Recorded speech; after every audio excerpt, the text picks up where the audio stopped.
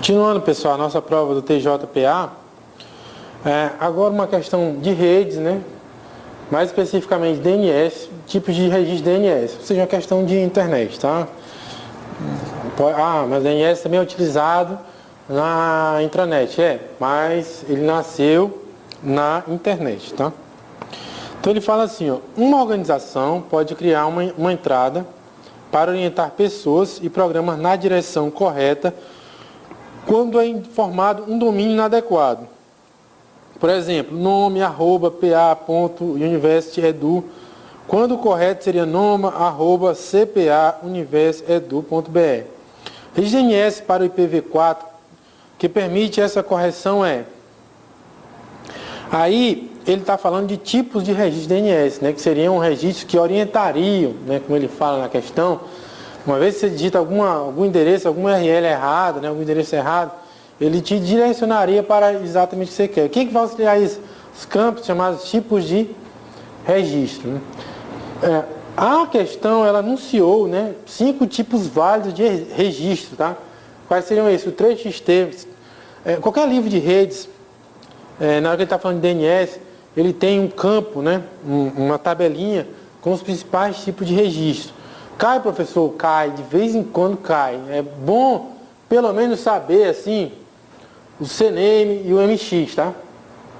Esses dois aqui, que são os que mais caem, porque são os que mais são usados. TXT, texto arbitário, né? Esse SOA aqui, cuidado, né?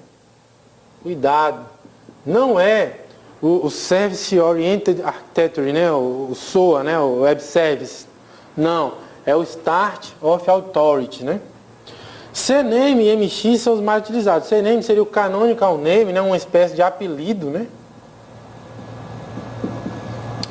E o MX seria os registros de troca de e-mail, tá? E HINFO, né, seria que forneceria a CPU e o sistema operacional. Esses dois são os que mais caem. A nossa resposta seria o Canonical Name, tá? Que daria o apelido aí ao... Essa parte de registros de DNS, ela não cai assim direto, né? Não é uma coisa que se pede direto, mas de vez em quando cai. E ela é mais familiar àqueles gerentes, né, de ambiente de rede, né? Ou seja, o cara que trabalha com o servidor, seja o Linux, seja o Windows, trabalhando com redes, dando suporte, né? Isso aqui está no sangue dele. Já para o pessoal aí de sistema, de repente isso aqui seja algo meio que fora do escopo, né, de trabalho, né, de familiaridade. Então vale a pena dar uma olhada. Qualquer livro de rede, você vai ter esses tipos de registro e mais uns 2 ou 3, tá? Mais uma questão, ela não é de redes, mas é de sistemas distribuídos, tá? Aí eu peguei aqui para colaborar aqui com a nossa aula. Então ele fala assim, no modelo cliente-servidor de computação distribuída, né? Aí começa. Letra A. Computação distribuída, né? Seria aquela computação que todo o processamento não reside apenas em uma máquina, né? Existem módulos de processamento, né? Módulos que ficam em máquinas diferentes, contribuindo entre si para gerar um serviço comum, tá? Então, no modelo cliente-servidor, clientes implementam a camada de apresentação e persistência dos dados.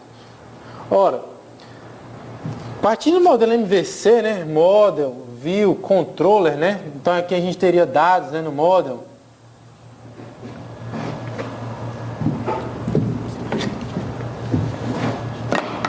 Model, View, Controller, né? Aqui a gente teria dados, né, no model. No View, a interface, tá? E aqui o negócio, né? As regras de negócio, tá? Bom, existem autores, eu já li sobre isso, não sou o mestre disso aqui, né? Mas já li sobre isso, que eles consideram que o cliente, né? Ele estaria aqui, fornecendo a interface. Existem autores que não. Isso aqui é uma coisa e a interface do cliente já é outra coisa, seria a 4ª camada, né, no Model View Controller.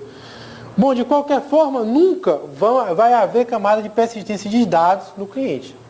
Pelo menos no sistema distribuído normal que a gente utiliza, tá? Ok? Então essa A estaria errada, né, porque o cliente não tem camada de persistência de dados. Clientes acessam os serviços fornecidos pelos servidores por meio da tecnologia RPC, né? Remote Procedure Call. Pessoal, Remote Procedure Call é recorrente, né, nas questões, já vi várias vezes resolvendo.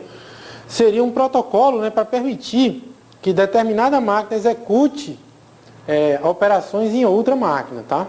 Remote Procedure Call. Já caiu o Windows tem a implementação do Remote Procedure Call, tá? Então a nossa resposta aqui seria a resposta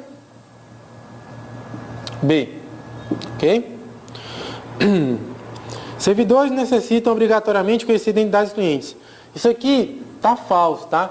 Porque na realidade a arquitetura aí, eu li sobre isso, né? Ela não precisa saber quem é quem, só precisa ter autorização para poder utilizar. Okay? Precisa ter essa rigidez, né? Servidores necessitam conhecer obrigatoriamente a quantidade de clientes existentes. Também é outra coisa. Ele não precisa saber, só precisa fornecer o serviço a alguém que esteja autenticado. Não precisa saber quantas pessoas tem. Inclusive a autenticação pode ser feita por um terceiro, né? Um Kerberos, por exemplo. Servidores requisitam serviços dos clientes mediante uma interface do tipo HTTP. Não necessariamente, né? Precisa ser HTTP. E não são os servidores que requisitam serviços dos clientes, né? São os clientes que requisitam o serviço dos servidores. Não necessariamente através da interface HTTP, tá? Então, a nossa resposta era B. Se você tivesse um mínimo, soubesse pelo menos a sigla, né? Remote Procedure Call, né? Remote Procedure Call. Você matava essa questão, mesmo que você não... A pessoal da área de sistemas, isso aqui é pessoal da área de sistemas, mamão com açúcar, tá? Pessoal das outras áreas, né? Até a pessoa da parte de infraestrutura, por causa das configurações do RPC no Windows, de repente também fosse familiar. Real é que RPC é tema recorrente, tá? É um TR, né? É um tema recorrente. Beleza? A gente vai agora, tá? Para uma questão que poderia ser caracterizada como BD, mas ele é um BD alto nível, né? Se fosse um BD de selects e two-phase lockings, né? Eu não me aventuraria, mas essa aqui é uma questão de gerenciamento de TI, né? Eu não conheço a fundo, né? Eu não sei fazer todas as programações de SQL, mas eu conheço as possibilidades do SQL, o que é possível fazer, o que é um banco de dados bom, o que não é, quais são as principais características, porque isso daí afeta ao gestor. Na hora que ele vai especificar determinados sistemas, ele tem que ter familiaridade com as funcionalidades de determinado software, mesmo que não seja especialista naquilo, né? Só precisa saber as principais características, tá? Então ele fala assim, ó, um elemento fundamental que caracteriza e distingue a utilidade do sistema de banco de dados de apoio à decisão dos demais sistemas tradicionais sistema de banco de dados de apoio à decisão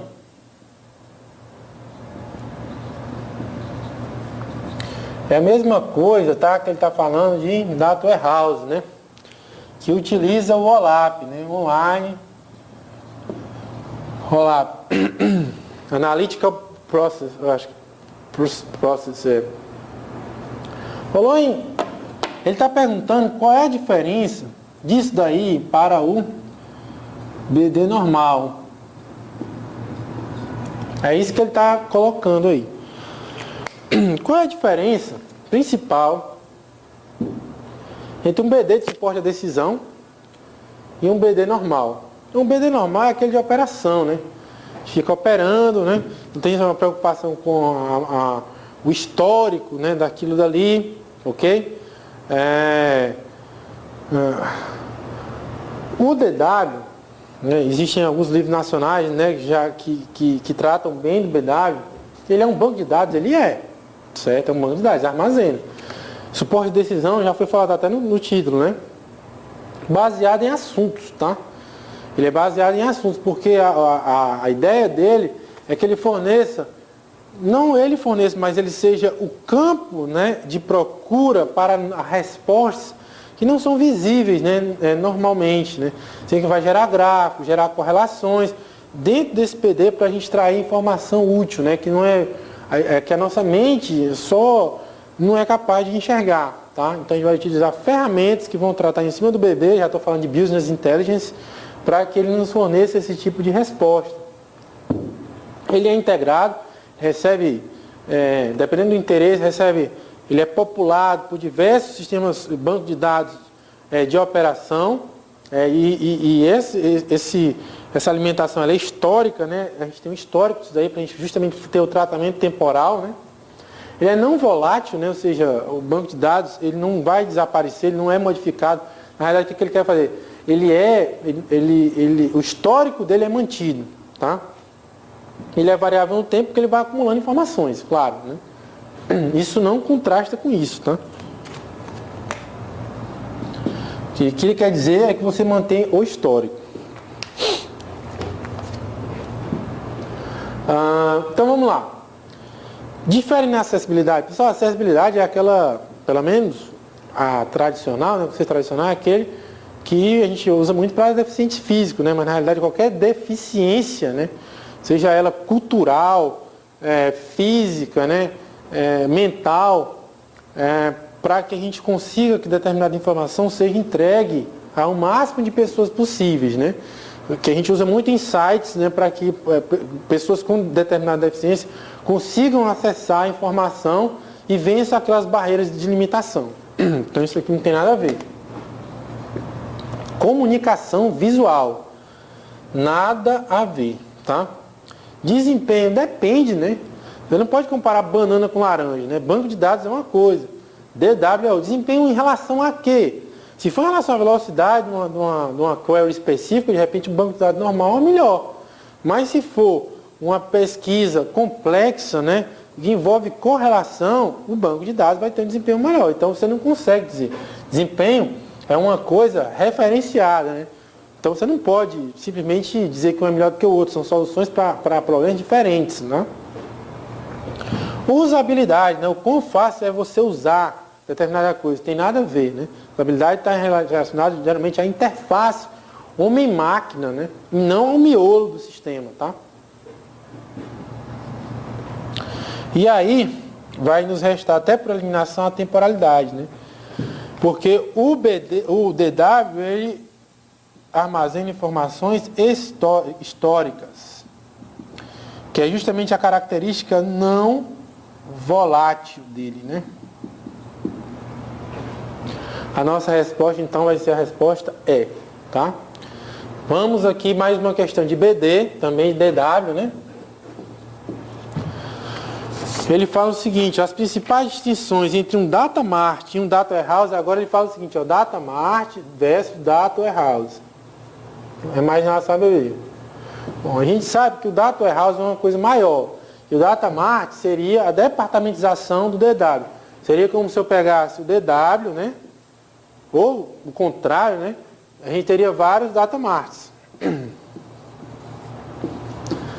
Então a gente poderia ver, segundo determinada visão, o DW como a integração de todos os data marts, ou a união dos data marts gerando um DW, né? Depende aí do tipo de concepção, tá? O fato é que, por o data mart ter uma parcela do DW, você poderia dizer, se o DW é não volátil, né? O DW é não volátil, então o data mart também o é, porque nada mais é do que uma parte, né? Mas o fato é que no CJDate, literatura considerada, né? Considera o data mart volátil. O que pegou muita gente, né? Porque um cara foi lá e disse que é volátil, tá? Então, a nossa resposta aqui, data mart é mais específico, mas ele é volátil também. A nossa resposta vai ser a resposta B. Porque um autor, então tem que verificar aí, né, na hora da prova, qual que a gente vai escolher, tá bom? Então, até a próxima aula.